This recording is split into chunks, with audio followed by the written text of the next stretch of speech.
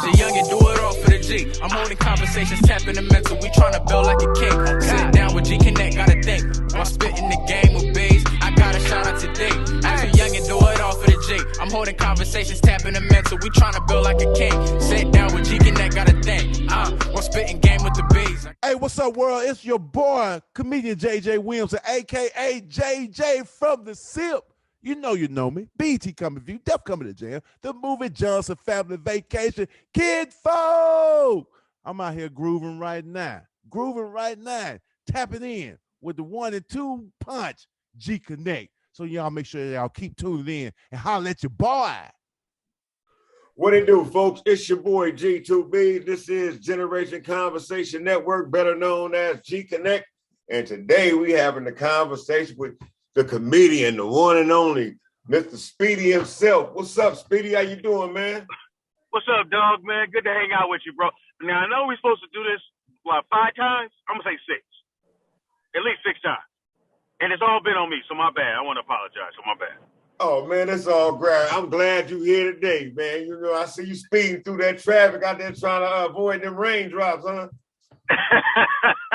we know here in Cali, we don't do good with raindrops. I think this is when they make the most money at insurance places in California. Is right when it starts to rain is when everybody have accidents. Yeah, because the road be that oil finally pop up, and makes it difficult on that highway to maneuver around. Yeah, and everybody still drive like it ain't raining. That's what it is. Like everything's dry. Yeah, everything's good. So what's up, man? Talk to me. All right, for the people that don't know, Speedy, can you tell us a little something about yourself, like where you was born, brother? Born and raised in L.A., which is very rare to find to me comics now because everybody wants to do comedy.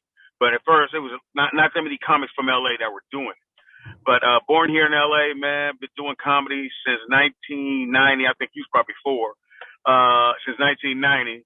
And now I'm transitioning more into, I love doing radio. So I have a radio show called Rollout Radio with Speedy and Friends.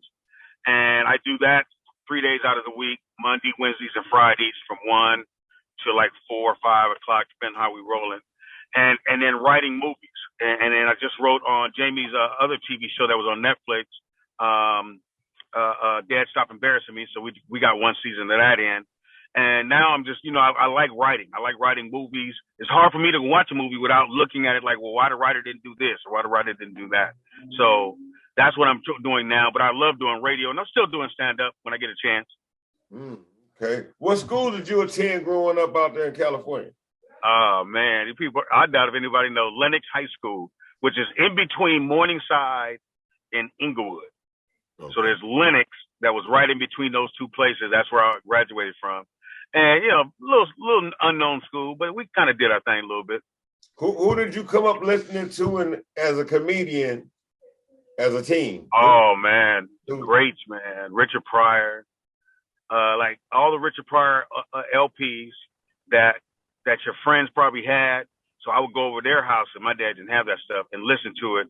But I never thought I was going to be a comedian. Now, I would listen to that stuff not knowing this is what I was going to do.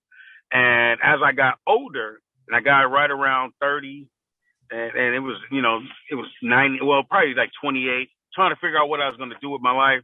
And I know that God gives everybody a gift. Some people know exactly what they are, like a LeBron or Michael Jordan or Michael Jackson. They know what theirs is right off the bat. Some people got to dig and find out what it is.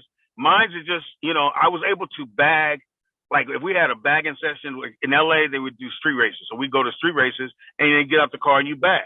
So I was able to do that very well, not knowing that was going to help me with my comedy thing. But I would take a young lady to a comedy show because, just trying to impress her, go to do a comedy show, go get something to eat, then do a movie, trying to really make it look like a dope night. And I would be at the comedy show and they would be like, this guy got this, that, and the other going on. And they weren't funny. So I was like, man, I think I could do this. So I just went to a comedy club, went up, did okay. Then I said, I'm going to stick with it. Went to another one, did a little bit better. And every time it just kept getting better. Now it's just like, it's like breathing. It's like Steph Curry shooting 3 and turning around knowing that it's going to make it. So now when I'm on stage, I know I can make people laugh. I know when someone leaves the show, they're going to be like, I had the greatest time ever. And that's all I'm trying to do is make sure they have a great time when they come out to my show or listen to the show. Do you remember your first joke? Yeah, it wasn't that good. Yeah, the first one I did. So there was a commercial in the 90s with V8, and the guy it goes, he drinks something else, and the other guy's drinking the V8, and he goes, "Dang, I could have had a V8." So I said, "You ever been to the mall with your girl? You see somebody else look better?" And you go, "Damn, I could have had a V8." Okay, see how you that's that's what the audience did. That resonated. I understand that. Yeah. But right after that, the audience did laugh. I went, "I want to thank y'all for coming out this season. I've been Speedy. May God bless you. Thank you." And I got off stage. How many projects have you been a part of and have to date? Like, do you have any of your own like episodes or specials? Well, I have.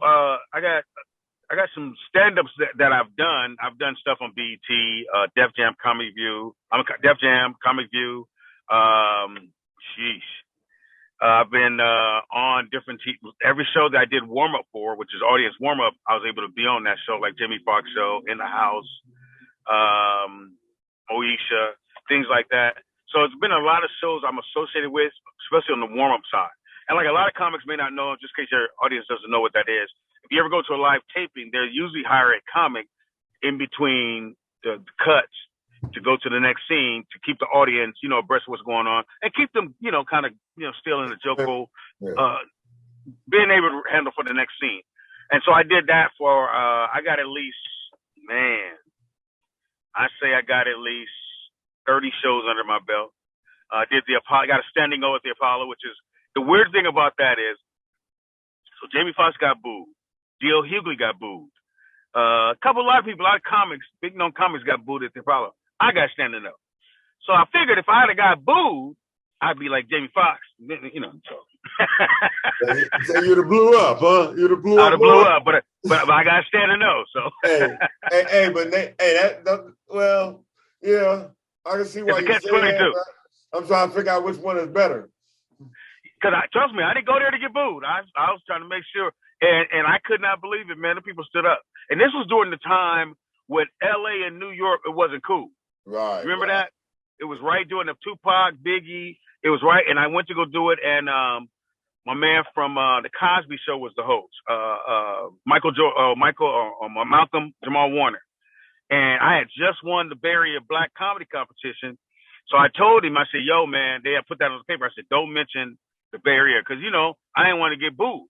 This dude said, "Oh yeah, he just won the Bay Area Black Comedy Competition," so they booed me right when I came outside, and then so I had to change my jokes. So my ending joke, I made it my first joke, and then I was able to get him, and then I just kept going.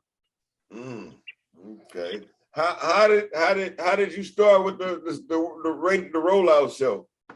And how long? Well, I started doing radio back when Jamie had Foxhole on Sirius XM. So when he got that, he said, "Man, I had never done radio, but I thought about doing some radio, but I just never had done it." So he gets the Foxhole, we start the Foxhole, and it just takes off from there. So Foxhole does 10 years. So then he stopped. So I was like, I still like doing radio. So I just kept it going, and I had different versions. I had a show called Reach Around Radio, and that did okay. And then I just had, then I went to Rollout Radio, and then it just blew up. After that, it just blew up, man. And so I've been doing that for like I started doing radio in 2008. I'm still doing it now.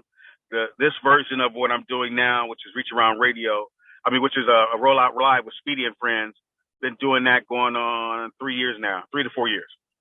And that's the same crew that you have when you go to live events? No. Now when I do it, I got my son on board. He works as board for me, and he got jokes too. It's hilarious.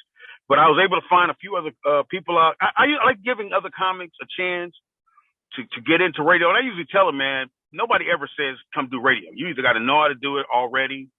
Nobody just walks you in and say, "Yeah, go on, sit down in front of the mic." So I'm giving comics here in LA, and even if they're from out of town, when they come in town, hey, come hang out, come do radio, and just have some fun with it. Most of them do it and get the bug, man, and be wanting to do it for keep it going. So I was able to, on the other days, the Tuesdays and Thursdays and Sundays and Saturdays, I have other comics who have shows who do their shows on my network, and it's found on Patreon. So if you go to Rollout with Speedy and Friends on Patreon, it'll pop up. Okay. All right, y'all, it's your boy JT Turner, man, the comedian. I just want to tell everybody thank you for tapping in with my folks from Gconnet. Yes, indeed. These fellas right here, they actually bring a perspective from a different generation with real conversations. And you know your co-host of Fire. Give it up for my main man, G2Bs, and my man, D-Nail. Make sure you subscribe to their YouTube channel, man. It is Fire, where they bring real conversations with real people, kind of like myself, comedians, artists. Just get a real perspective, you know what I'm saying, with a little bit of twist in it. So just want to appreciate everybody. Tell everybody thank you for tuning in. It's your boy JT Turner Comedy on all social media. Hit me up, man. I appreciate you. With D and G2Bs, the generation conversation. You ain't got the patience.